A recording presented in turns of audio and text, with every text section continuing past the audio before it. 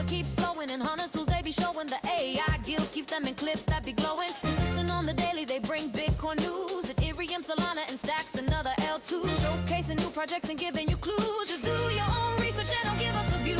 When the people are informed, peace brings on the chat. Spotlighting guests and filling up your bag. The flag doesn't matter as long as you grab. Take the gold mic and let us know where you stand. From the underworld, the game has arrived.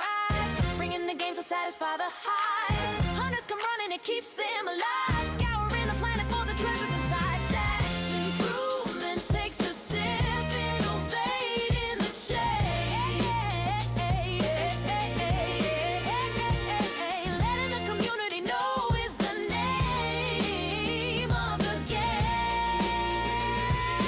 Spreading awareness and helping explain why Stacks is where it's at. We are pumping the name. Stacks is where it's at. Fast transactions are flat. The leading L2 is making maxes look bad. Stacks is where it's at. Fast transactions are flat. The leading L2 is making maxes look bad.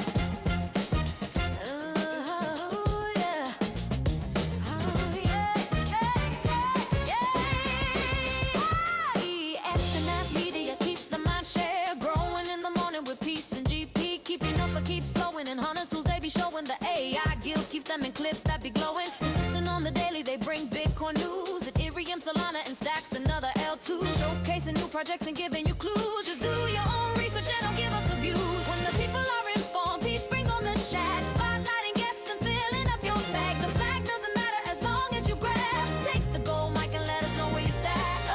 From the underworld, the game has arrived. Bringing the game to satisfy the hype. Hunters come running, it keeps them alive. Scouring the planet for the treasures inside. Stacks improvement takes a sip, innovate in the chain. Letting the community know is the name of the game. Spreading awareness and helping explain why Stacks is where it's at. We are pumping the name. Stacks is where it's at. Fast transactions are flat. The leading L2 is making maxes look bad. Stacks is where it's at. Fast transactions are flat. The leading L2 is making maxes look bad.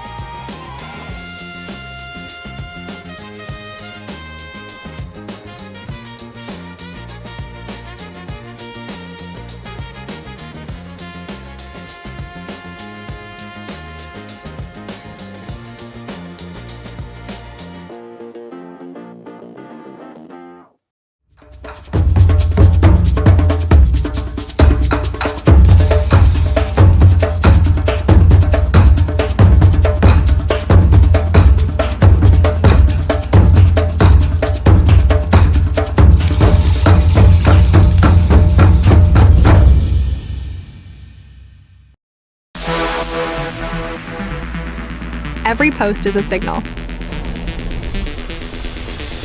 Give it fuel.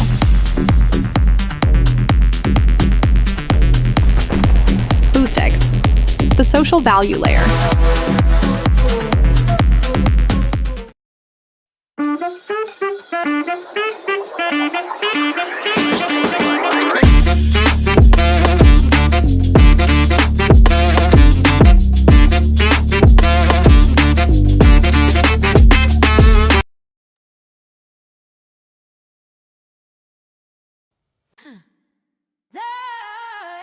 DeOrganized. DeOrganized media keeps the mind share.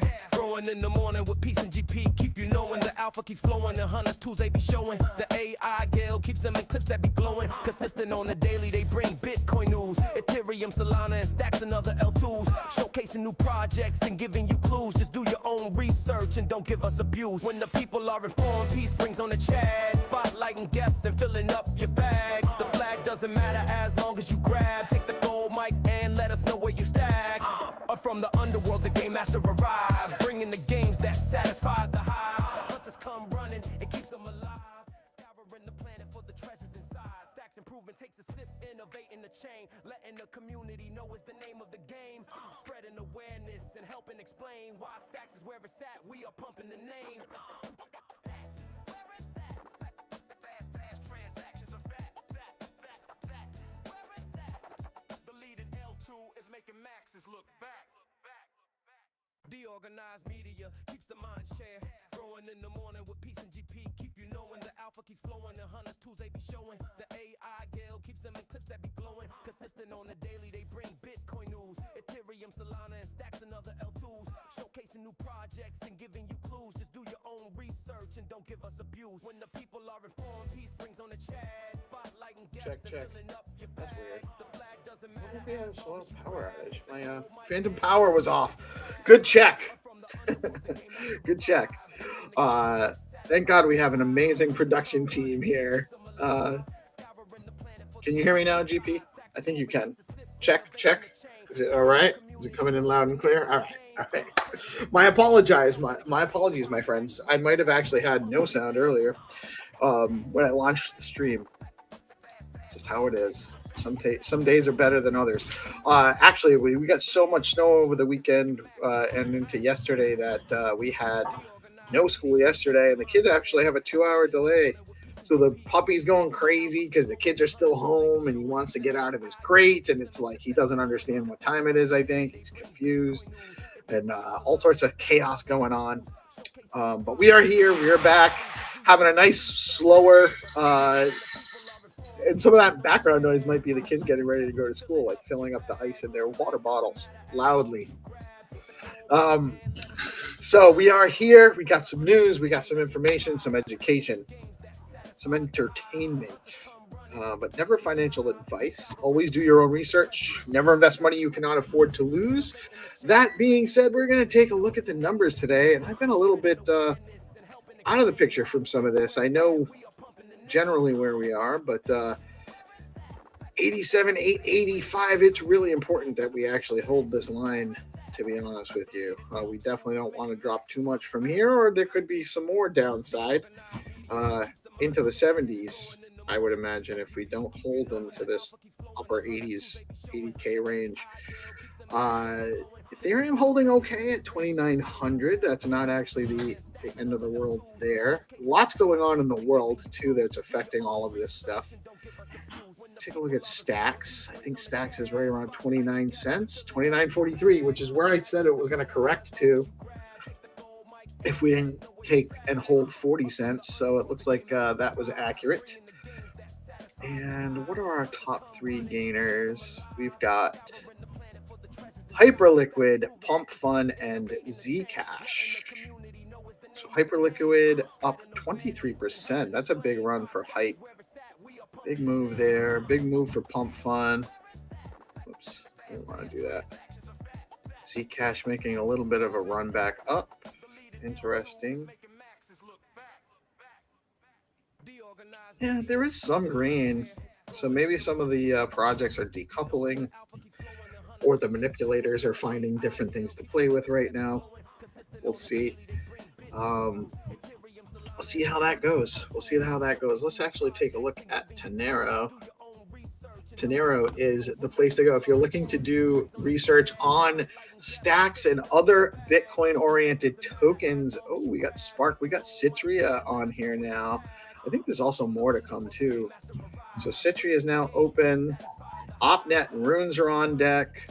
We got Stacks, you got Sports.Fun, you got Spark and Citria tokens. All of these are Bitcoin token platforms. Stacks is obviously our preferred one in our ecosystem, but Great stuff on Tenero, expanding out into the broader Bitcoin space and providing this information.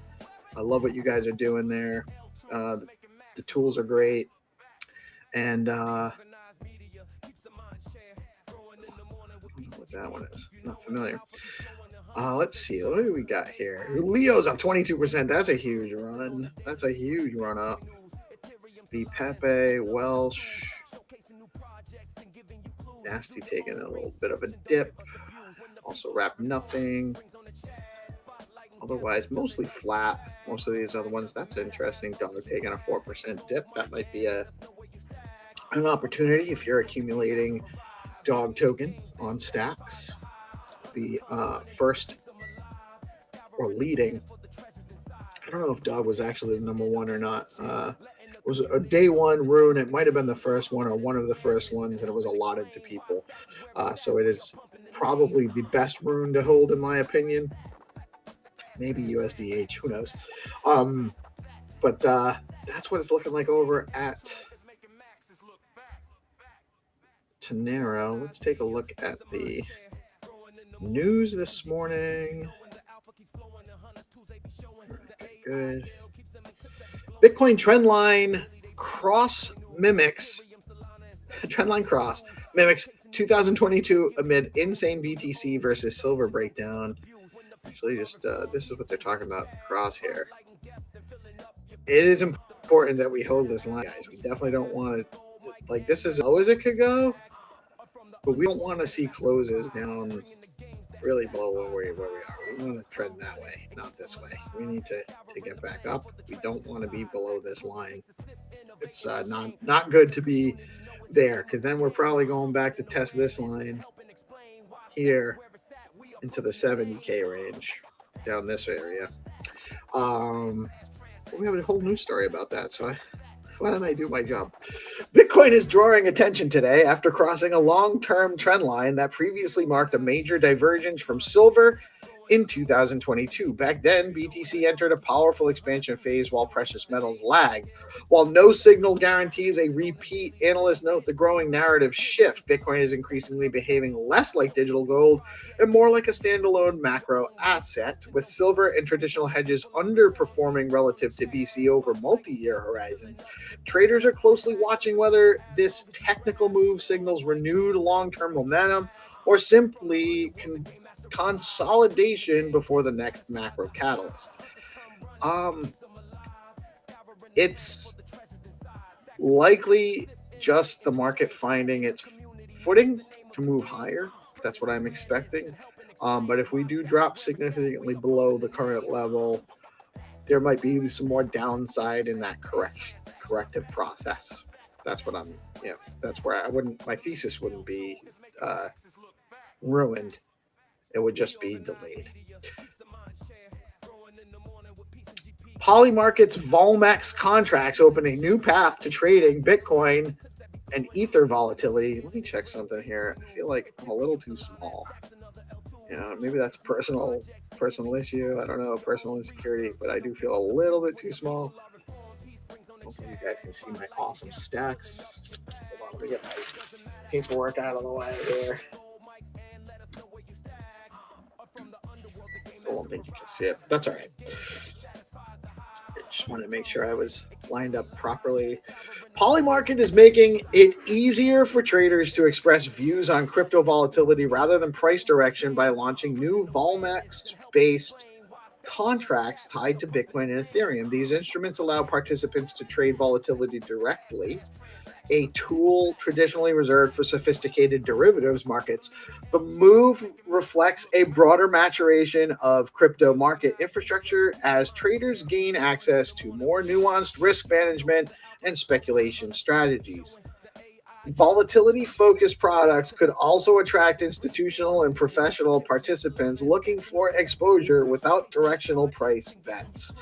It's interesting. It's really more for traders. It does give normies an opportunity for more exposure, and that's good for Bitcoin. It's good for crypto, but it's really not the adoption we're looking for. We want people to be engaging actually with crypto, not just speculating on the price through third-party Web 2 apps, but it is better than nothing.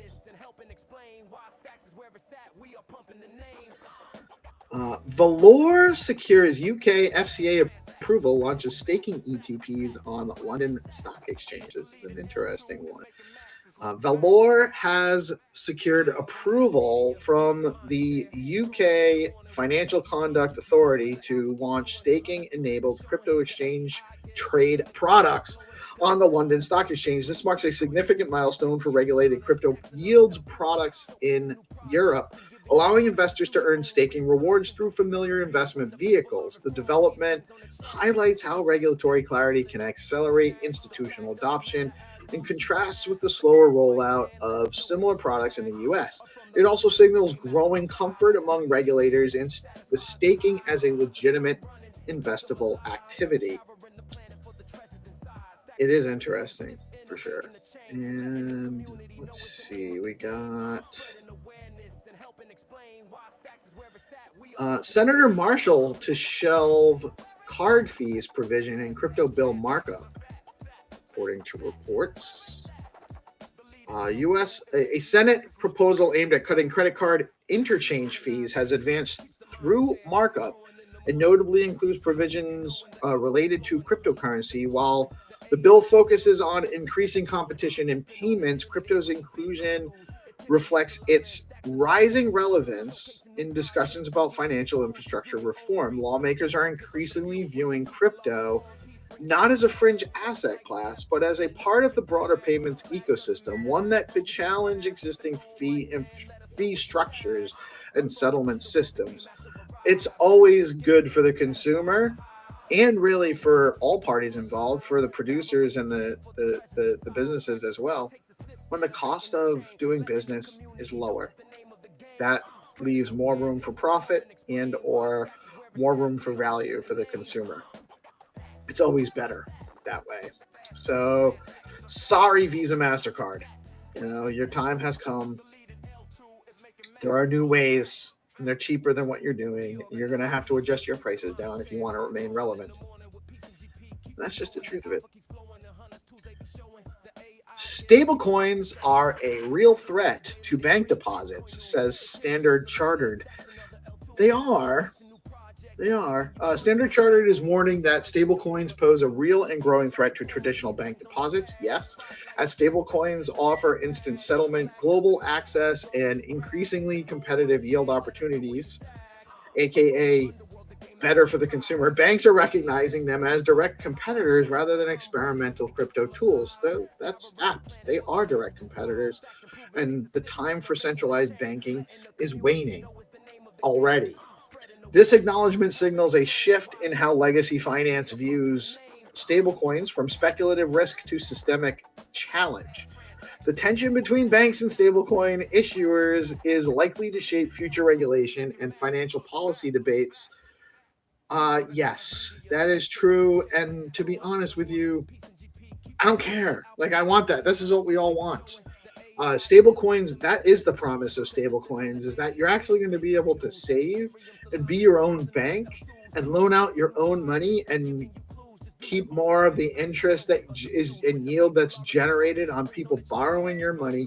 You're not going to need central banks for that. And if there is demand in the market, those things will still be available to you, but you no longer have to use them. They no longer have a monopoly on these financial services, and they shouldn't. We don't need these things for a lot of what's going on, and so that'll decrease the fees. They can put their resources to providing other value-add services that are in demand, and that's how markets work. This is a good thing, and nobody needs to feel bad for the banks, and nobody needs to be concerned that this is a systemic problem that could cause financial disruption. The money's still there. It's just that people have the ability to be more responsible and get the benefit from that, rather than having to defer to banks who want to pay nothing for interest on the cash that they hold for you and loan out and earn yield on it while you're saving it. So this is a good thing. let's really quick. I just want to remind everybody that Bitflow is the top DEX on Stacks. They let you trade USDC, SBTC, BTC, Stacks, STX, SIP10 tokens, runes, and more, all in one place, and they aggregate. They aggregate the best prices across the Stacks ecosystem, across the Bitcoin token ecosystem, so that you get the best swap rates from all over the place. Just one stop, Bitflow.finance. That's where to get started if you're looking to trade and or earn yield on Bitcoin and or other tokens throughout the Stacks ecosystem on Bitcoin. Bitflow.finance. That is the news for the day. Let me bring on the homies. I'll bring on the homie. Looks like he's here. I don't know if he can hear. There he is. Good morning, Peace. How are we doing today? Good morning, man. I'm doing well. Thank you for covering for me yesterday. I definitely needed it. I wouldn't have been able to I would have gotten through. You know how I do, but it wouldn't have been as solid as it is with you guys taking the reins on it. So thanks for picking it up and doing an excellent job with it. Of course, dude. How much snow is it where you're at? I was listening. It might officially be a little bit under 2 feet, but we got a couple of feet of snow. It's a lot. It was a lot, and it was a lot to move and a lot to manage, and plus it's bad whenever the mayor of New York is on TV talking about the correct way to shovel snow. He said that there's been a lot of injuries from people shoveling snow the wrong way. There's a right way and a wrong way to shovel snow. But you can really wreck your back. It's kind of like, how when you lift, you should lift with your knees and not your back. Mm-hmm. Well, that's kind of the same with snowing. You should, if your lower back starts hurting, but your glutes and your hammies aren't, you're doing it wrong. You're throwing out the back. Yeah, dude. I was just listening in, and I was like, dude, that's serious. Whenever the mayor has to come on the TV and make a statement, everybody's out there trying to shovel the snow all in one go, and stay warm, man. It has been a really, really big cold flash across the country. Luckily enough, where I'm at, we didn't get any of the severe inclement weather that we were expecting. No ice, no anything like that. No fun snow, none of that stuff. It was just very cold and wet and rainy. It's 10 degrees right now. 10 degrees is crazy. It's 10 degrees right now, and that's been about the temperature for the last, since it was like lower under 10 degrees on Saturday. And then mostly like around that range Sunday. And then the weirdest thing is Sunday night into Monday, when it was snowing, it got warmer. So it went from like the 10 teens to like almost 30 degrees, which thank God it was actually super, super cold, because the snow on Sunday was not as heavy. It was super light and fluffy snow, so it was a lot easier to move. Yesterday, by the time it got a little bit warmer and they got cold again, it was a lot denser and heavier to move. So it was a little bit more work yesterday to clear up the rest. But I had to get I shoveled every 6 inches or so. That's my limit. It's like 6 inches. I got to get rid of that. And you gotta have the electric gloves, right? You gotta have like 2 pairs of socks, 2 pairs of pants. Like you gotta double down on the jackets. I only had 1 pair of socks on. I did wear my boots, my work boots, which are insulated and they're pretty good. They keep me warm. Just 1 pair of jeans. But then I had like a t-shirt and then a thermal shirt and then a hoodie and then another hoodie and then another jacket, and gloves, a scarf wrapped around and tucked into one of the hoodies. So I was, and my, I think my Stacks hat's in the other room. I'm actually getting use out of my Stacks cap, my wool Stacks cap there, because proof of work. Let's go. Warm, yeah, keeping me warm and letting my neighbors know. Solid, very solid, dude. you know, I have to give a big shout out to Jeremiah and the Nakamoto One team. They hooked me up. You're gonna be getting some Nakamoto merch to rock. I got a hat. Hey, So. actually, I have to go get some. I've been given a coupon code, I think, to go get some. I just haven't had a chance to look at it yet. But I will also be rocking some Nakamoto One merch. Long time OG supporter of what we do here, constantly promoting with. They support Find2Earn. Huge shout out to our Find2Earn sponsors. There's a bunch of great ones. And I understand that in this atmosphere, it's tough to sponsor with meme tokens too. So huge shout out. I love Jeremiah. I think he's a great community guy. And then huge shout out to Joe Vez. Yeah, dude, I went to the store yesterday and used the coupon and checked out and connected my wallet. Was able to pay a little bit of SDX for like shipping and handling, and I thought that was pretty cool. You know, that we have that in our ecosystem, and there's some good stuff to choose from. Good morning, 3. How are we doing, brother? Morning, G's. I'm doing fine, Brody. It's hot this side, bro. It's hot. You can see I'm all sweating right now. Hope you're good, GP. Hope you're good, peace. Hope you had a wonderful Monday yesterday, and you're having a blessed Tuesday. Yes, sir. This is the way. It was a good day yesterday. Got organized for the rest of the week and handling the business. So yesterday we were talking a little bit of content creation, playing around with 11 Labs. Have you still been cooking with 11 Labs?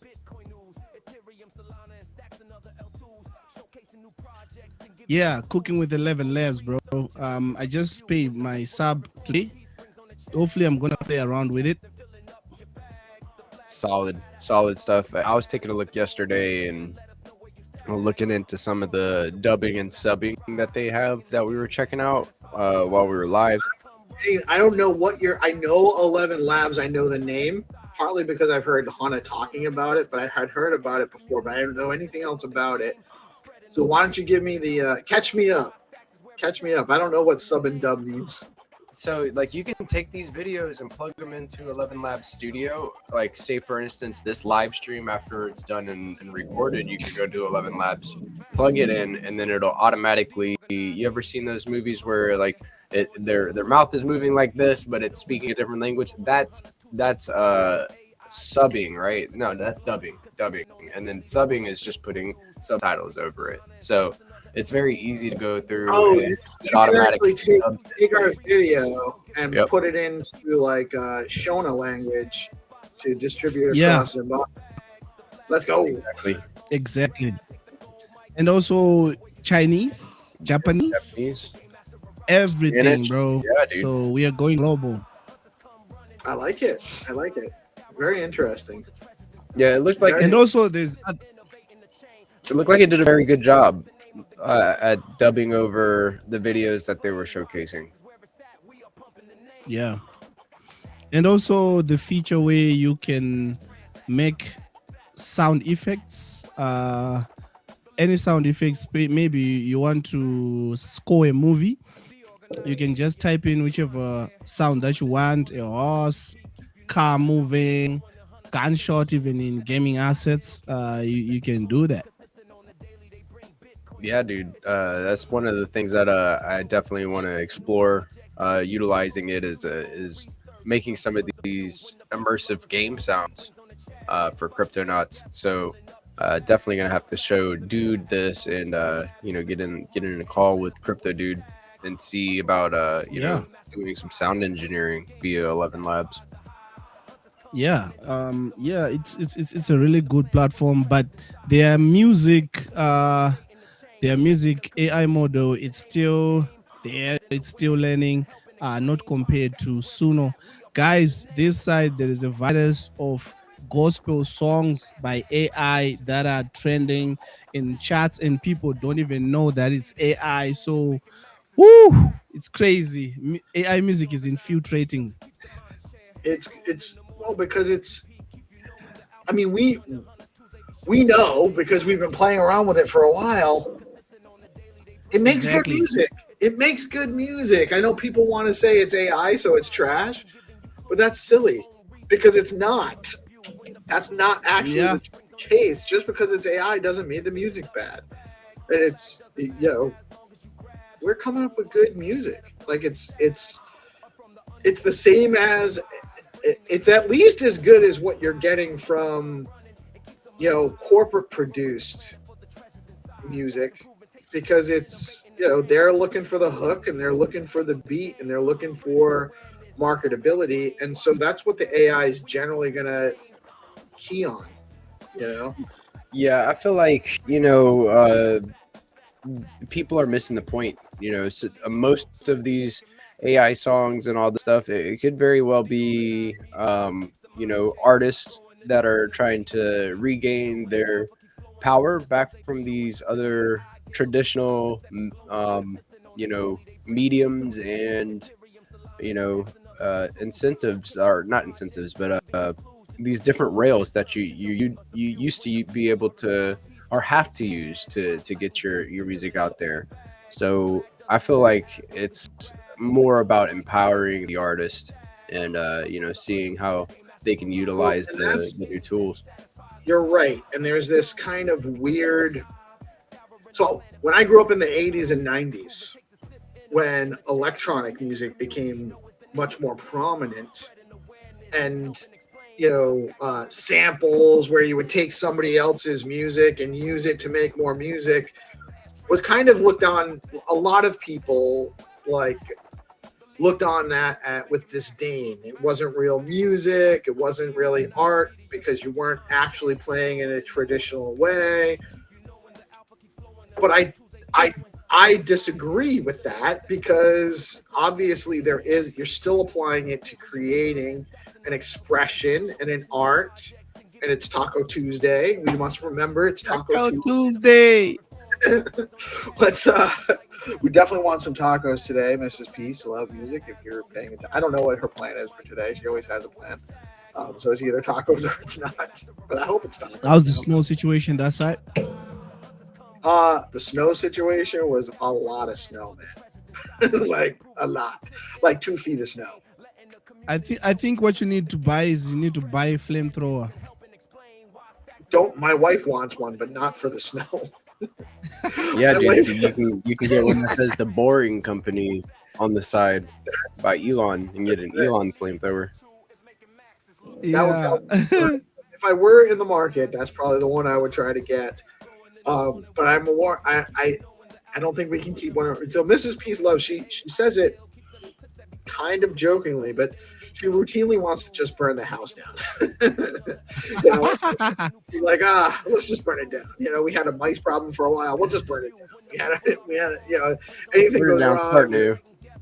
burn the house. We'll just burn it down. So then when talk of a flamethrower actually comes up, which does happen in our house because she wants to burn the house down, it's scary. I'm like, but honey, I don't like. Where are we going? We need a place to live. And she's like, "Well, figure it out." But We'll figure it out. Figure it out. We'll start with lighting it on fire. I did. I don't know how it all works out and how it's designed. But the world does kind of just serve up to you the things you need. And one thing I've been needing more that I haven't been making time for because I don't have extra time is exercise. I need to get more exercise. I need to get more activity. And I'll tell you what, I got a lot of exercise the last couple of days shoveling that snow. So, the world gives you, the universe gives you what you need when you need it. And, we'll get our flamethrower when it's time to burn the house down. Yeah, dude. Time to lock And in. when on she the gets stove. when she gets that flamethrower, make sure you at the right side. If you go at the wrong side, bro, you're gonna have a toasted piece. I definitely want to be good job, honey. Not that's okay, honey. You don't want to be that's okay, honey, when there's a flamethrower around. That's okay. You get honey, it's toasted, rough. bro. Yeah, you don't want to be that's okay. I want my name to be good job, honey. I do not want to be Yes. that's okay. Yeah. That's okay, honey, versus good job, honey. They're very, very it's a black and white. broad difference. It doesn't No, you can't always, it's not always indicated in the tone, but you got to pay attention to the words. The word choice is important. So you need to hear the beginning of the sentence and the end of the sentence too. Oh, that's another part. That's why I'm only a that's okay, honey, because the last three words. That's okay, honey. Got it. And you never figure those people out. They will say that I'm okay, honey, but deep inside that they are not okay. If they're telling you they're okay, don't hide the flamethrower. Make sure you hide that. Don't hide Do hide it. Do hide it. I was gonna say, don't let them get their hands on the flamethrower. Just hide it. Just hide it. I'll take it away, guys. Take it away. They'll put it away. How do you start the flamethrower? How do you start it? You started using a matches or? I would imagine that there's an ignition button. I don't know. I've never actually played with one. So you just remove the fuel, and hide it. Disconnect the battery. Oh, jam it. That'll stop. Jam it. Most of them won't be able to figure that out. DP's like, don't laugh. That's gonna get us in trouble. Peace. Warning. Oh, warning sign. It's like, oh, this thing won't work. I don't know why. The dilemma of do we get snow off the sidewalk or do we allow Peace to have a flamethrower? Right, this is, I think that we're better off giving him one is where I'm at. The odds are in his favor, so let's go. I did see some stuff on the TL this morning though, like a few different things. Speaking of like commodities like silver and gold, kind of having a big old run and now getting a solid correction. Let me share my screen. I wanted to talk about this with you guys. See what y'all think. Oh, so of course, Bitcoin has outperformed gold every 4-year holding period in history. So patience is, from the looks of it, Bitcoin always catches back up to these commodities whenever they have a run. This was another thing too. So Tether launched USAT, a federally regulated dollar-backed stablecoin. So new stables available from Tether, and here the thick one. All right, so this one from Coin Bureau. Gold and silver just wiped out Bitcoin's entire market cap. We just witnessed one of the largest reversals in commodity history. In less than 4 hours, gold and silver erased 1.7 trillion in market value. That's the entire market cap of Bitcoin. Let that sink in. Silver led the carnage, crashing 14%, one of the biggest intraday reversals ever. Both metals lost 3 full days of gains in mere hours. History says moves like this are never the end of the story. This is a warning. So taking a look at these two charts here, we've got CFDs on. This is down almost 14%. And then we take a look at gold, also down a substantial amount on the daily. So do you think that Bitcoin and gold are decorrelated and that eventually they will get back to being closer in how the volatility hits them? Or do you think that they're decoupling and Bitcoin is more of a standalone asset nowadays? Well, I think that a lot of things are kind of decoupling, but we're also having some serious macroeconomic uncertainty. So that's why you're seeing the flight to gold and silver. And Bitcoin's already had a huge run up from where it was a couple of years ago. So that's why it's more attractive to the people that are seeking flight right now to safer, secure assets, because Bitcoin's already had the run up. Now silver and gold have had their run up. What is silver spot price today? Are they both actually tailing off now? I haven't looked today. Oh, silver's back up to Yeah, like both. they were tapering off. Silver had got up to like 116 yesterday and then tapered back down to like 104, 103. Now it's back up to like 112, 111. I'm assuming gold has kind of done something similar. They're probably going to continue going up in the short term, but I don't think they'll be as sharply up as they have been in the last like week or so. I would expect they move for different reasons. So they're not all going to move together. They're not all going to stay coupled, but I do think that eventually you'll see them correct back towards a long term. I think you're going to see Bitcoin take out gold, like keep taking out gold and silver. You know, and if you zoom out long term between the two, they're correlated, but Bitcoin's actually been killing gold and silver over the last decade. You know, so it's not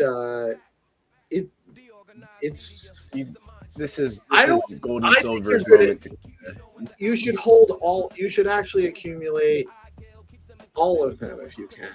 You know, you don't want to put all your eggs in one basket. Silver and gold don't have to be bad investments for Bitcoin to be a good investment. This is a good way to diversify. Yes. Yes. So it looks like they were, whenever they made that post, wiping out Bitcoin's market cap in just a few hours is crazy. I guess they were talking about this one candle here, right, within the last few hours or so, but it was talking mostly about this move here, and then silver did get a rebound back up, and now just kind of chopping sideways, consolidating in a range. Is this the low? I guess we'll find out. And I think gold is doing the same thing. If we take a look at here, let me just type in gold and see if I can't find a gold price. So spot gold price doing the same thing here. It looks like it had a bit of a pullback here and now rebounding just like silver. So just kind of chopping sideways in a range too. It looks like we came down and closed a fair value gap of sorts here with that move down for gold. So I don't know, man. So maybe, do you think it's more likely that Bitcoin pumps up to kind of meet gold and silver where their prices are, or do you think it's more likely that gold and silver have to correct back down and Bitcoin goes sideways?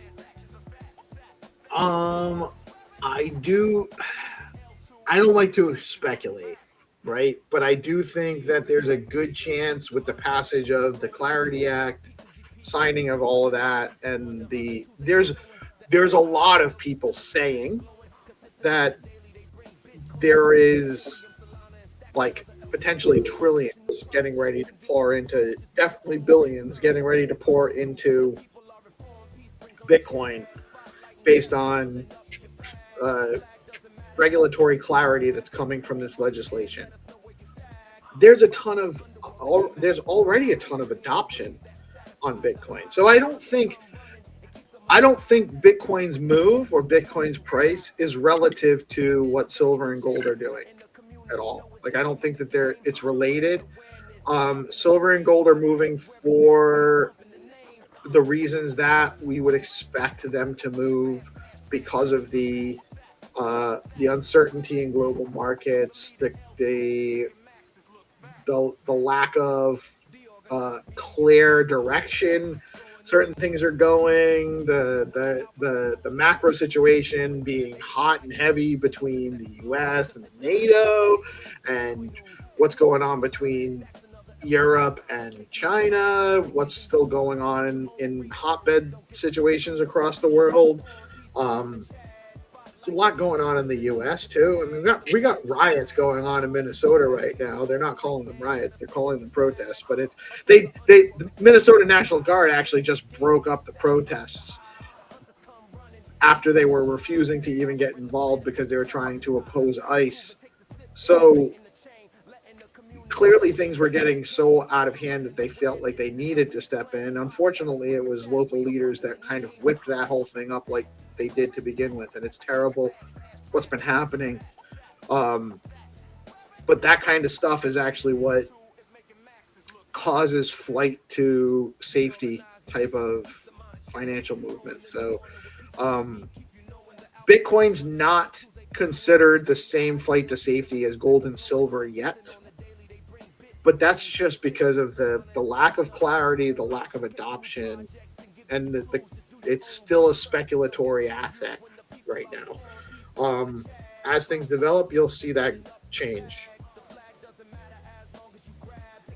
Yeah, I feel like more and more, like we're at the cusp of, like, within the next cycle or so, we'll be at that point where Bitcoin is more widely adopted and used, and still in the same conversation as commodities like gold and silver. We're getting there. We're getting there. One step at a time. Probably more like 4 or 5 years from now, type of thing. You think a couple cycles? Sometime after the next halving is when I expect it to be more that cemented in as a flight to safety asset versus a speculative risk on asset. It's always going to have a risk on feel to it, at least in the short term, but it's going to be way more ingrained into everything, into the financial system, into the financial institutions 4 or 5 years from now. Probably less than that, actually. I forget how close we are to 2030. It's 2026, guys. 2026 is crazy. Do you have a bullish outlook for 2026? You feeling like Bitcoin goes higher by the end of 2026, or do you think we are going to consolidate in range? You thinking like we're due for a major correction? Like what's your whole take? So I'm cautiously optimistic. I do think that yes, I'm cautiously optimistic, and I like to use that term because what do I know? I thought 2025, like most people, by the way, I thought 2025 was going to be a huge up year because that's what the cycles did in 2013 and 2017 and 2021, every 4 years, and it didn't happen in 2025. So it's harder to make those kind of predictions when the trend has been bucked. I would expect that. I do think that there's clearly more adoption going on all the time. We have states talking about establishing strategic reserves. We have clarity coming out. We have more and more and more financial institutions adopting Bitcoin, getting licenses to trade, getting licenses to be, to manage crypto assets and whatnot. So yes, I think that crypto adoption's coming more online this year, and I do think that I'm surprised the price action is where it's at right now. When you got something like I think Saylor bought like 2,000 something Bitcoin the other day, and like that same day only like 300 Bitcoin were emitted in mining rewards. So you have like 7 times the amount of buying as there is supply available coming out naturally from mining. That has to push price up. Why isn't it? What are they doing that's making it not reflect in the exchange prices? Somehow that's going to selling it all over the counter. Yeah, but it can't all like that. Just why would you, like, I get it if you have a large amount you want to sell, but who's got a large amount and wants to sell and not have the price go up? How do you, if you have a bunch to sell and you want to sell, you're gonna benefit. So how do they buy the Bitcoin? Do they send it from wallet to wallet? Do they use an exchange? Because it's not affecting how the markets are doing right now. Well, they're not using an exchange predominantly because otherwise it would be reflecting in exchange volumes and all of that. So they are doing it over the counter. I don't know exactly how that gets facilitated, Makes but sense. but yeah, they're doing like so wallet to wallet transactions, or maybe some kind of some kind of escrow in the middle where you put in your funds. Once the funds are available, then we'll transfer the Bitcoin, and then once the Bitcoin is received, funds get released or whatnot. But I don't know. I don't know how they're suppressing price broadly. And it doesn't So really I guess make my next question is new all-time high for Bitcoin or GTA 6 first? is it when is it available to play now? I feel GTA like 6? they just keep releasing like This they keep game pushing it is back to new. going. Go ahead. No. I feel like this game is going to drop 2030. I think that's what they're. Well, physical release may not happen until 2027. I think Because I played. I loved the GTA series. By the way, I think that they're super fun. I love just my favorite thing is I played the missions and all of that stuff, but my favorite thing to do is just kind of go in, use the cheat code, arm myself to the teeth, and I can last without getting arrested. How many unlimited ammo. I Yeah. like the unlimited ammo and infinite life, and then you load yourself with a bazooka and blowing up the cars that are passing by. I like getting the planes, get the rocket launcher, shooting the helicopters out of the sky. The rocket launcher is fun though. But I mean, it does kind of desensitize you though. Like you're just popping people off. It's like blood. It's a little graphic, a little violent. I like the back of my hand, man. I remember, going into GTA 3, all the, circle, triangle, jump, all of that, and it gives you the whole arsenal and then rampage. And then they had this one code that made everybody hostile in the map, and then it's called Citizen Riot, and a little bit crazy. You got a little bit crazy, a little nostalgia dopamine hit for you today. No, I mean honestly, the back end of my first experience with cheat codes was with Super Mario Brothers. I think it was up, down, down, or something like that. Oh yeah. Ooh. They give you the invincibility star. What's The that? cheat code. Or that might have been. Invincibility star. Is that the code for it? It's invincibility or unlimited lives. I think it's unlimited lives. Yeah. The cheat code for most of the games was up, down, left, up, down, right, BA. It was, I think, so Contra and Super Mario Brothers were the two I had memorized. One of them is up, down, left, right, BA, select, start, and I don't remember which one it is. And I think that worked on another one too that I didn't play all that often. But I remember being like, how did they make that? Like, how do they know that this is how are they cheating? Like, it didn't even occur to me that the programmers put that in so that they could test out. Like, that's all there so that they can put that in by. Didn't they put that in? Yeah. But when I was a kid, I was like, how did someone make this cheat code? How did they know to make this? Oh yeah. How did they make it? You know what's funny right now with games is we used to enjoy games like Street Fighter. You play to unlock a new character, but now you have to pay to unlock a new character.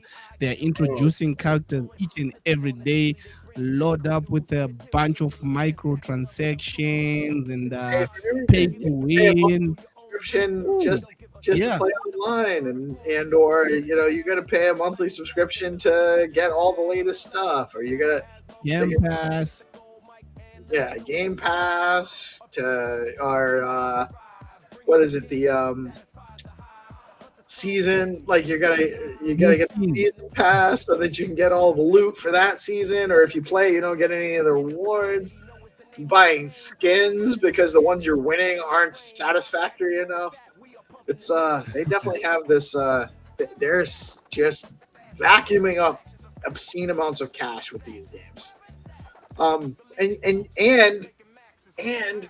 you don't even have a disc you can go sell back for like $1 to get more games. You got nothing. You got nothing. You have no value. You have nothing. I didn't even think about that, because with a CD you can just go and sell it to somebody who likes it. But now they're selling digital copies. Who are you going to sell that digital copy to? Because it's attached to your email. It's attached to you, so you can't sell it, which is like why that was why GameStop was failing, because their whole model was based on buying used games and selling them at a markup. Most of their money came from that, buying used games and used auxiliary equipment, and they can't do that anymore because there's no games to sell back. You can't sell back games, so that's why they were ripe for the picking, so to speak, with that whole GameStop GME stock play and the short squeeze and all of that, because there was no legitimate reason to expect that they would actually have any kind of good financial model. And I think they're actually a Bitcoin company now. Like, didn't they become a Bitcoin company? I think that's GME's whole model now, is to just buy Bitcoin. Oh, they're buying Bitcoin now. And they sell merch. Don't forget, they sell merch. I remember, back in the day, you couldn't go into town anywhere without seeing 2 or 3 GameStops. Oh God, they were everywhere. They're all over the place. Yeah, all over the place, man. But there is a GameStop. So and they are also dealing in Pokemon cards now too. And before it was EB Games, it was Electronics Boutique. Never heard of Electronics Boutique. It was heard of Radio Shack that's a whole nother thing. We don't have. Oh, dude. You can't go get electronics components and just tinker and build stuff. You can, but that's what, it's not common now. That's what Radio Shack was. It was a place to go and get components to build electronics yourself and or repair them yourself. And we don't have that anymore because there's just not if you need those things, you can just get them cheaper on Amazon. B, people aren't doing that anyway. Yeah, Amazon is just making everybody stay at home. You can get it delivered right to the doorstep, right? Very, very easy, efficient. You can get it the next day. So people just choose to order all their stuff from offline now. I remember whenever I was young, going out to like Walmart, and if I was like on good behavior, we may just have the chance to stop by Radio Shack and go look. Those were good days, man. Those were good days. Radio Shack was crazy. You go in there and get to look at all the electronics. They used to have like RC cars and like little aerial vehicles that you could drive and stuff like that and test out in the store. It was a fun little place. It was a fun little place for people. Like those little remote control helicopters you could fly around and stuff. Try them out. Mm-hmm. Sharper Image too had kind of like that kind of stuff store too. When I was a kid, that was the thing to do. We would go to the mall. And it wasn't just to walk around the mall. It was because we could go into there was all sorts of cool stores with different merchandise. That's how we didn't have an internet, by the way, when I went to the mall. We had to that's how you learned about what was actually out there, by going to stores and seeing what they had. You couldn't look it up. There was no looking it up, so it was much different. It's a different world. Much different world. But it's probably better in most ways. But a little less connected, maybe. Yeah, I feel like we are more like getting more ingrained in. We're spending time as individuals, like online more. Like our interaction is like through these electronic devices every single day now, the norm, instead of whereas like back in the day you'd have to go and dial somebody on the telephone, or go see taking place online now. So I don't know if it's a good or bad thing. Phone took I can see where people can feel less connected. I said back when I was a kid, when you just dialing the phone took 5 minutes because you had to wait. You had to dial, yeah, dude. It got the rotary dial on it. Yeah. Oh my god, that's when I learned it. That's all there was when I was little. Rotary dial phones. And then we still had a black and white television. Black and white televisions. Insane. I remember my grandparents had one, and I do remember seeing a black and white. It's insane. We're just taking a trip down memory lane today, I guess, man. We're just kind of reminiscing moment. The turn of the century, what it used to be like. After the rotary phones. Hey, Sonny, we used to have to dial a phone. The phone used to have a cord. Do they? They did. They had a cord. And it had to be plugged into the wall, and then plugged into a base, and you had the handheld device, and you held it up in your ear, and you couldn't go far away because you had to be tied. You were tied to the wall. And we used to have floppy drives. Spin around in the cord. Floppy drives and they only held like a couple of megabytes of space. 3.5 megabytes of space. I remember back in the days that you can have 50 of those trying to load up one game in your machine. Like you have to put another one. Good games. Another one. Literally, good games took like 4 or 5 discs minimum. Yeah. To load in. And you were lucky if you had the hard drive space to play them, or the RAM. My first computer, my first personal computer was a 386 SX Microsoft IBM clone. It was just MS-DOS. I didn't even have Windows because I only had a 40 megabyte hard drive, and Windows was 15 megabytes to run. And so I was like, no, I won't be able to put any games. It was 95. It was actually 92 or 90. I think it was 92. Bro, I felt like a coder back in the days trying to load Windows 95 and 98. You have to press a bunch of MS-DOS commands, C // Windows install. It would take you almost 30 minutes trying to configure. CD / and the CD was stood for change directory. That was the command. And you would change to the directory for where the game program was, and then you have to put the rest of the code in there. And so you were just running them from off the disk. Like it wasn't actually loading the games. And they were like no visuals, and it was still like, oh my god, this is amazing. I can play a game like this. And it's gonna like on a 386 machine. Create like it's actually been it's amazing when you look back at what we had and how far we've come in, let's call it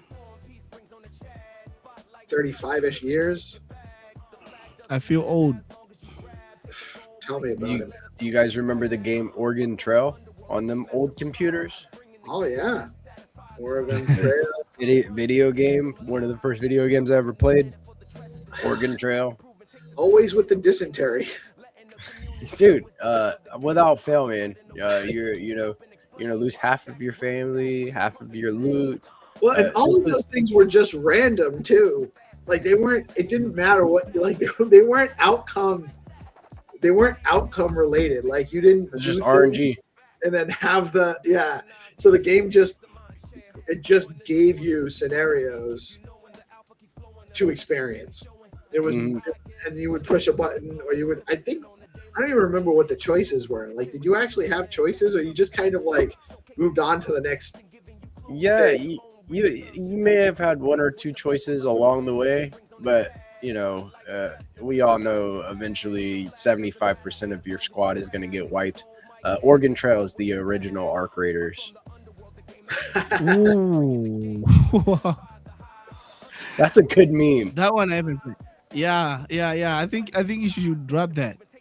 Is it Yeah, I'm Oregon gonna- Trail? Or, Oregon Yeah.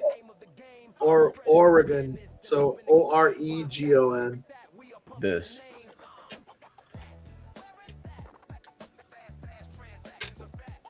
I think that's how you spell it here. That is correct. Yeah. I think so too. While I we're, would- while we're on the topic, We have consensus amongst the squad. squad agrees. Video or game. Game. Let's see about this. It's a simulator. It's a sim game. And it was released in 1971. Yeah. Designed to Yeah, I think 8th grade students about 19th century pioneer life on the Oregon Trail. the first time I played it, I believe I was in 3rd grade. So it was probably like 1985. It was the Macintosh computer, but it wasn't. I forget what they called it. It wasn't the Apple.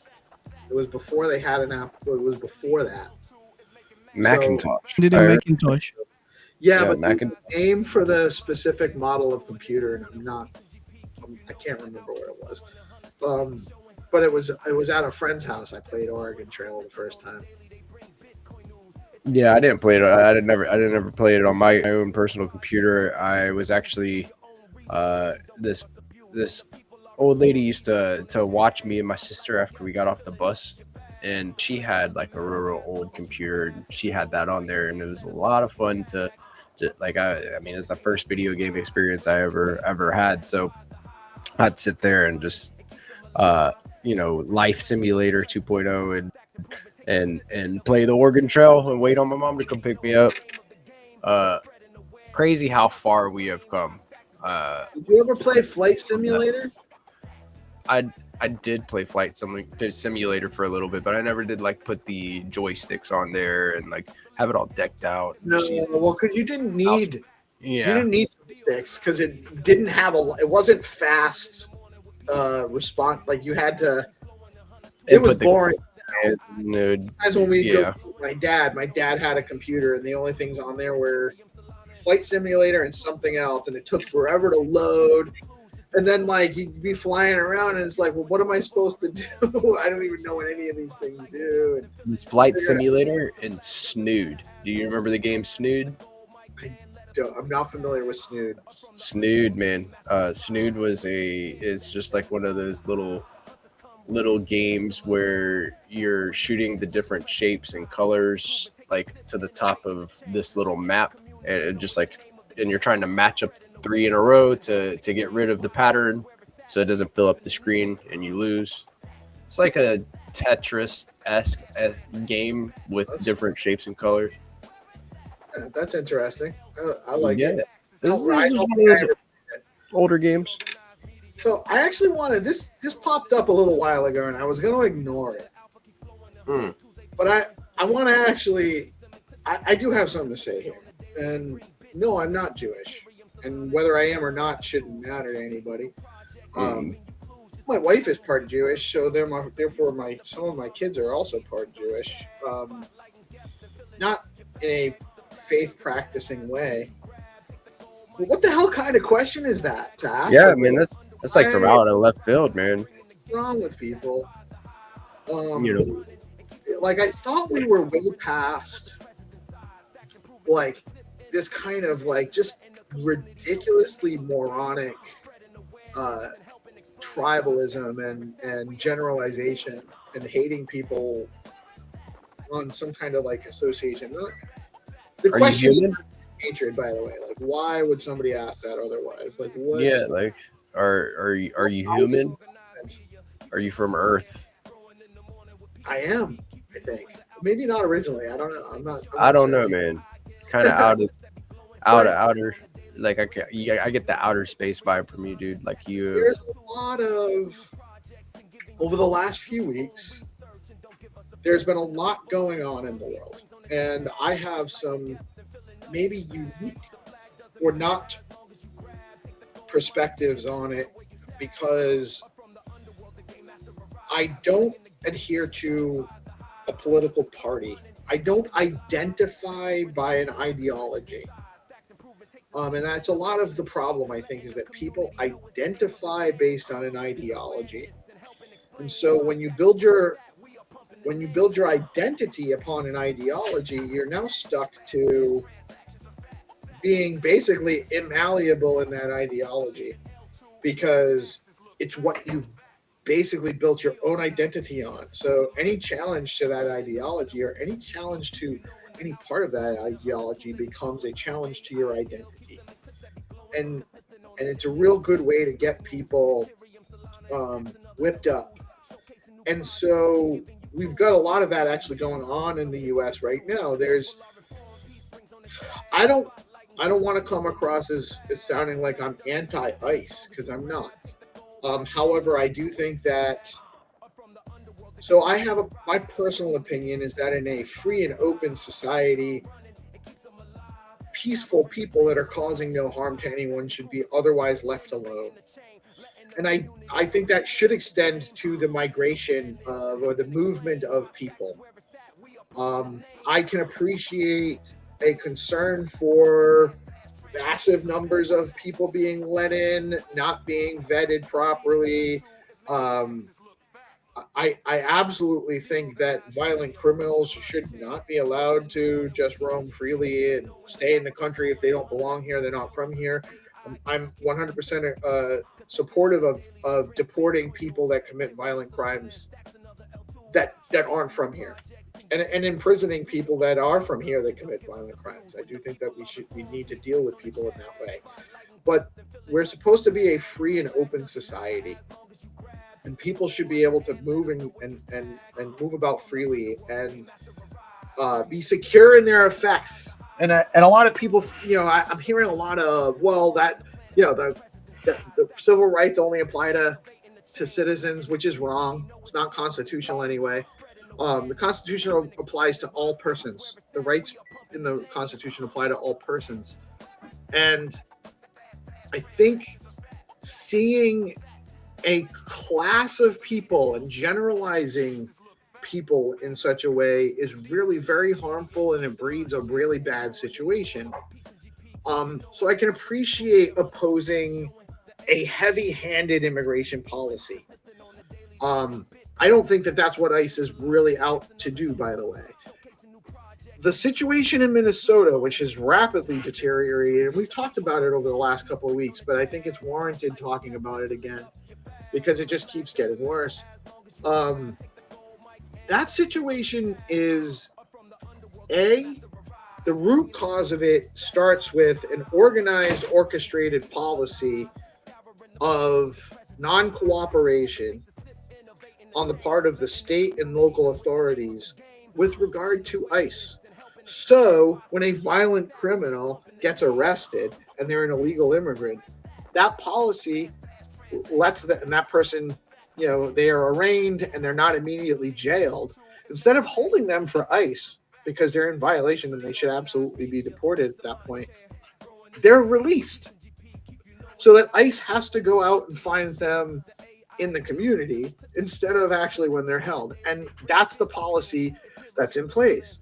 That's why ICE went in force into Minnesota. And the politicians and the media saw that as an opportunity to oppose Trump and created a very, very dangerous atmosphere in a very, very irresponsible way by emotionally charging and inciting people to go and stand against ICE. And they did it in an organized way. There are these massive signal groups with political leaders running them, telling people how to obstruct federal agents. What do you expect is going to happen when you're encouraging that situation? And yes, I think the majority of quote unquote illegal immigrants are good people. They're not causing harm to people. And there's a net economic benefit to our society by having them here and letting them contribute versus forcing them into an illegal status and all that.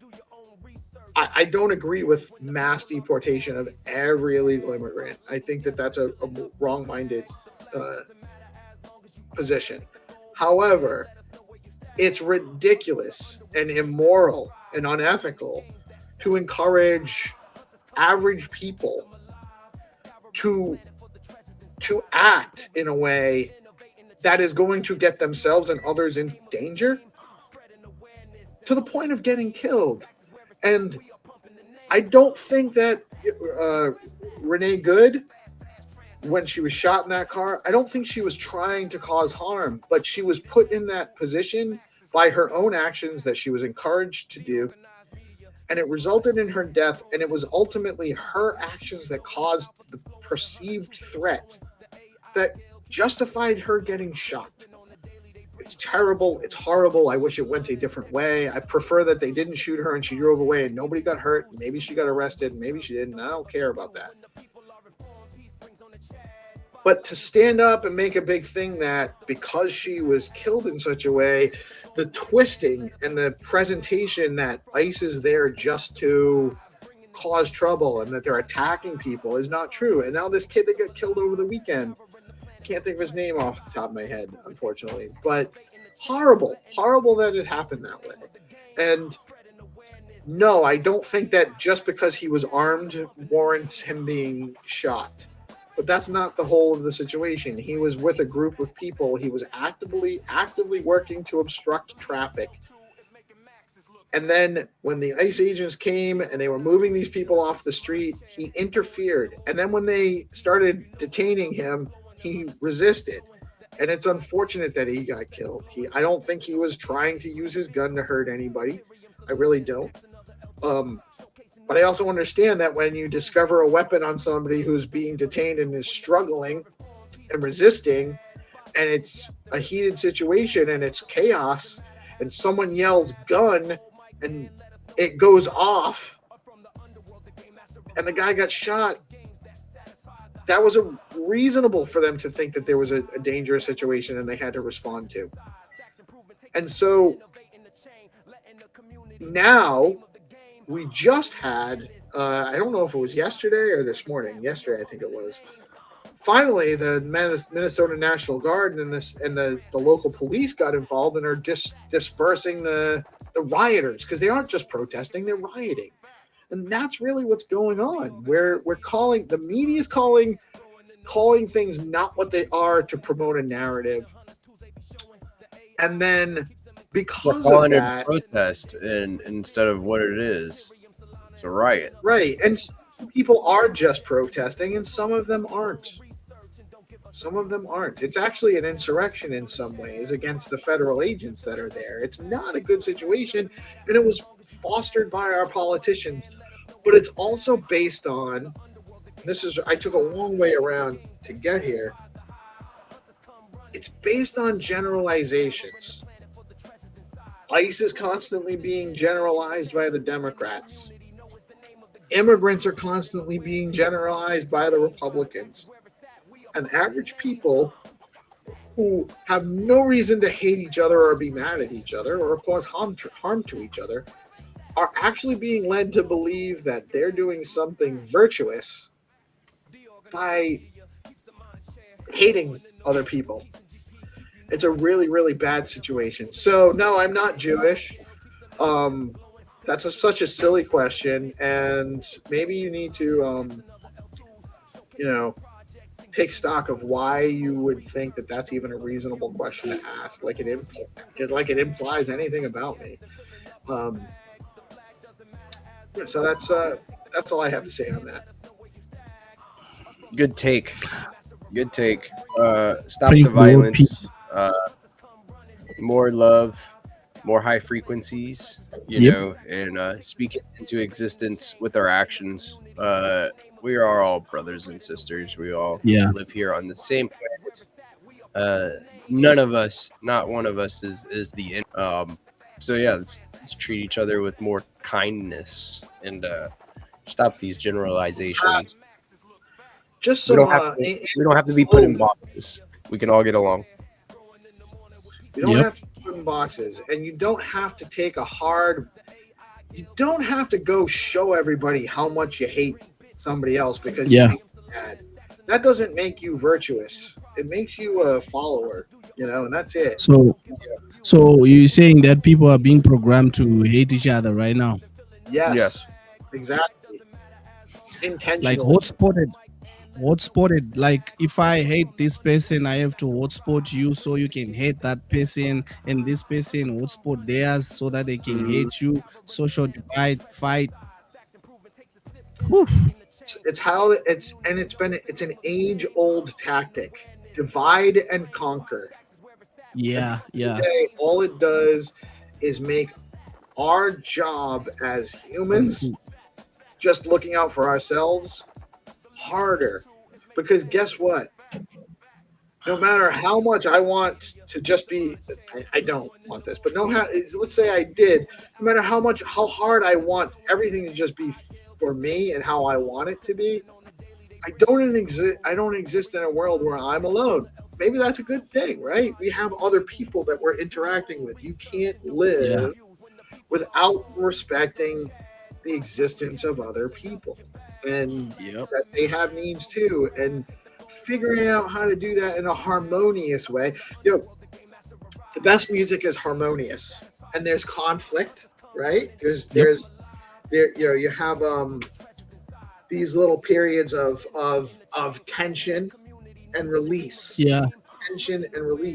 but it's harmonious.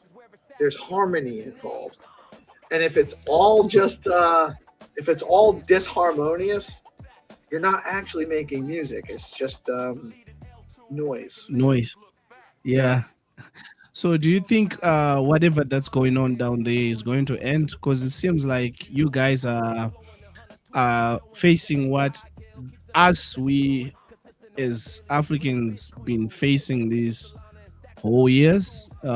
So do you think it's gonna end soon or it's gonna get worse? I think in some ways it'll get better, in other ways it'll get worse. So this kind of leads us full. Ultimately, the problem isn't the people that are here, and it isn't the people that are coming here. It's the people who are in control up here and don't really have to do anything that's in the interest of any of these people. So all they really want to do is cause conflict down here so that they can stay up here. That's what's going on. So Makes what sense. we need to do is become less and less engaged with what's going on up here to the point where it doesn't matter, and work on solving this friction however we can, and just make a better world down here that up here doesn't matter. That's really and I know that's an oversimplification, but that's how to do it. Aren't we getting to a point where people here are not focused on people who are up there? We are just doing whatever we can at a particular moment, not focusing on. We are moving in that direction. We're trying very hard, right? Because really, the more attention we pay up here, the more power we give them. And that's true. Like, we really shouldn't be focused on this. We should stop paying attention to this stuff and get back down and make more of our engagement here, build our relationships in this level, and then we become more powerful when we have to engage up here. Decentralize everything. Change the money. Change the world. You got it. Exactly. So, That's exactly it. so it has to become like Web3. We need to build out Web3. IRL. you need to build Web3 reality in a much more aggressive way than we have been. Yeah. The world depends on it.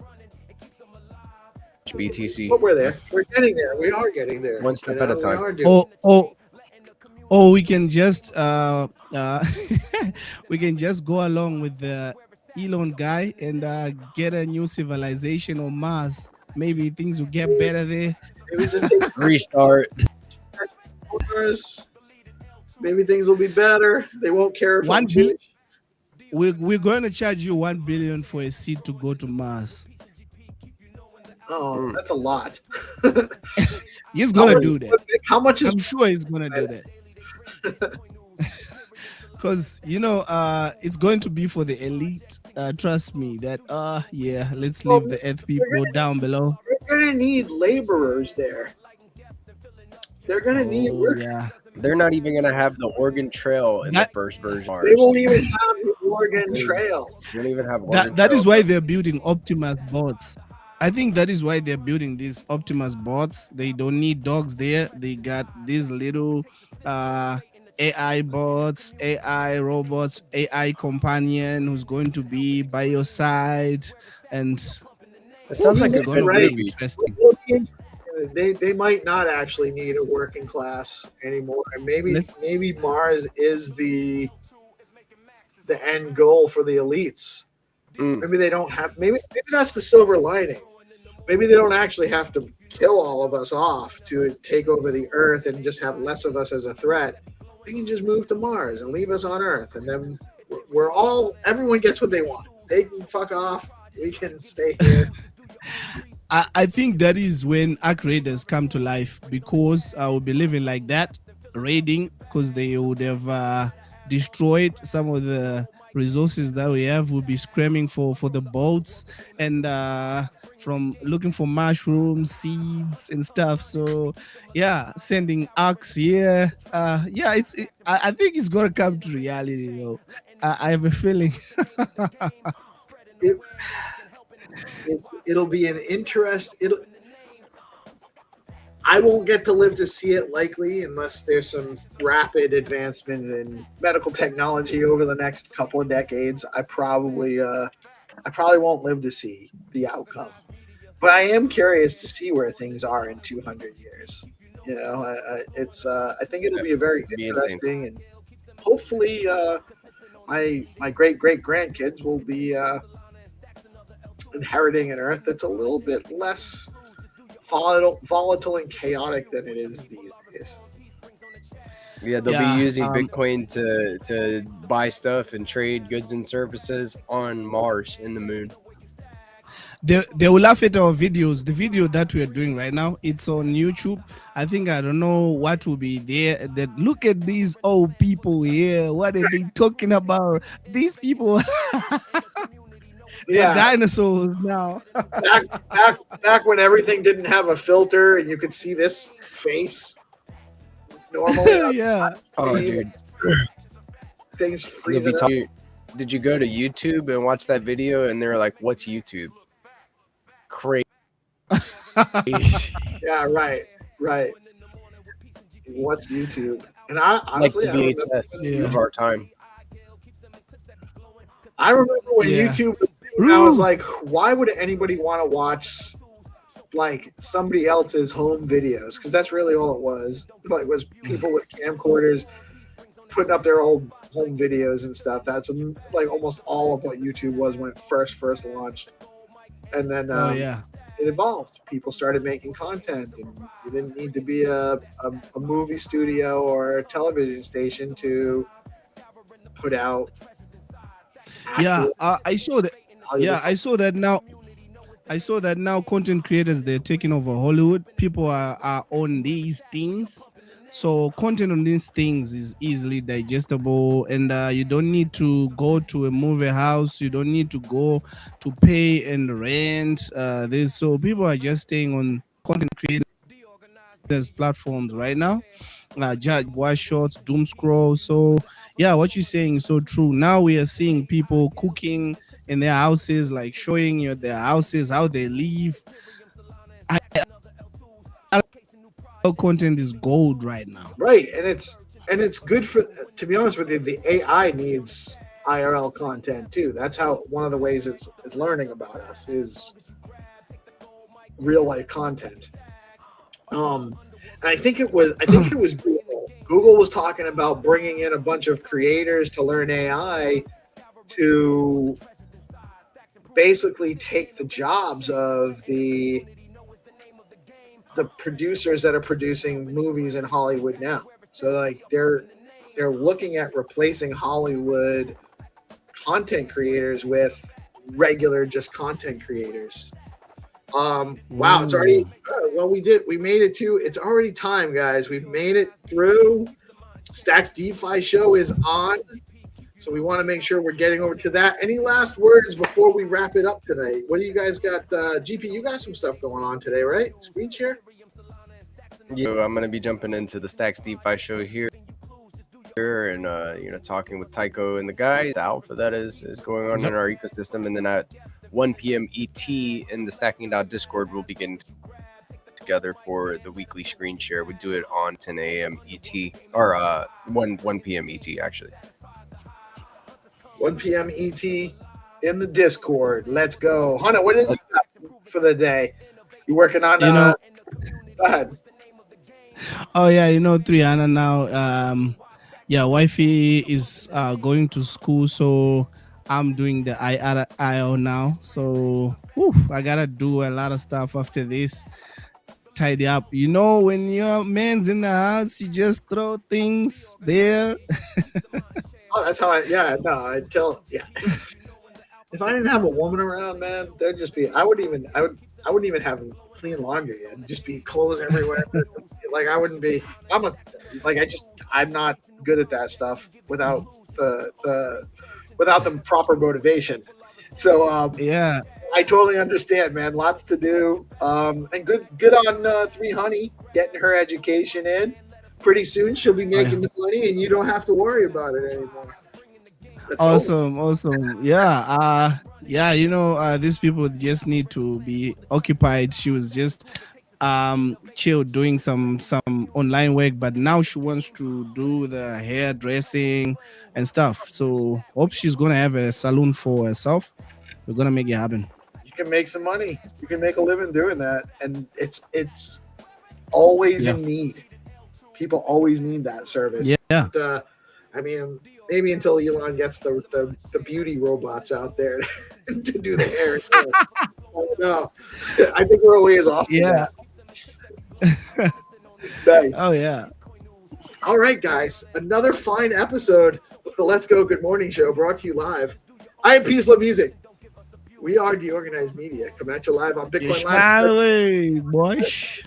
Every Smile Monday. away. Even if I'm snowed in, we get it done. Let's go. Thank you guys again for filling in. Hyundai. Hajime. Let's go. Hajime. Ikzu. Come on, Scott. Jigolo. Y'all have a... I love my guys. You guys have a great day. I'll see y'all later. Peace out. Peace.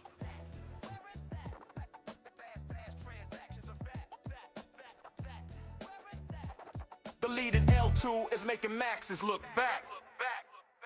DeOrganized.